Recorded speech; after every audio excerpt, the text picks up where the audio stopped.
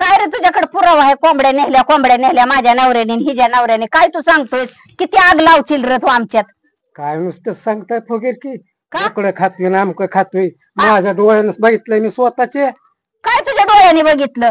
चालत होते कोंबड्या ती सरपचिन बाईचं. अरे पण त्यांचंच आहे कोंबड्या, ते तुला काय माहिती? आता मी सारखा दारावून येता जाता बघतोय की. आता बघ बाय, मला काय राखण ठेवलंय का आमच्या दारावर?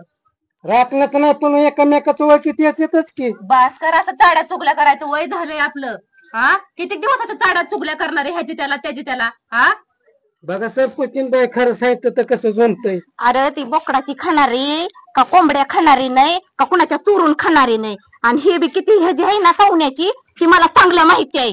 आणि म्हणा की मी लय श्रीमंत, मी लय अशी मी लय तशी. खानदानी श्रीमंत. होय होय खानदानी श्रीमंत. मग असं नवऱ्याने तुझ्या नसताना माझा कोंबडा चोरून आणलं. खानदानी श्रीमंत आम्ही असलं 500-400 रुपयाचा नाही विचार करत. होय. हा म्हणून दुसऱ्याचं चोरून आणलं 400-500चा विचारच करायची गरज नाही की अगं. त्याच वेळेला का धरली नाही ती तिथं जाग्यावर ह्या दोघांना बी? अगं मला जर माहिती असतं ना तर त्याच जाग्या कोंबड्यासारखं त्यांचा मुलगा तिरगाळला असतं. माहितीये का? बाय किती झाल चालती. हा लोकांच्या दारात येऊन लोकांच्या दारात कोंबडा आणून माझं खाल्ल्यात तुम्ही आणि म्हणा वय लोकांच्या दारात. तुम्हाला काय वाटतंय का माझं कोंबडा खातानी शिजवून अगदी वरपूर नाही अशा खाल्ल्या असतात? लय भारी लागला असेल तवा आहे ना.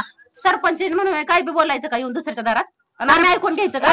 सरपंचींचा ह्याचा इथं काही विषय नाही. माझं कोंबड्या गेल्या तर त्याचं चाललंय सरपंचीन तिकडं गावात आणि माझा नवरा सरपंच. पुरावा असेल ना तेव्हाच तोंड घेऊन दुसऱ्याच्या दारात यायचं. हे काय आहे? पुरावा आहे नाही तर गावातलं पकड आणून दाखवेल की तुला बाया.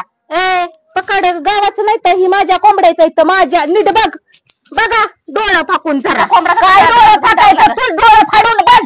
अगं मी बघितलं निघ माझी. हा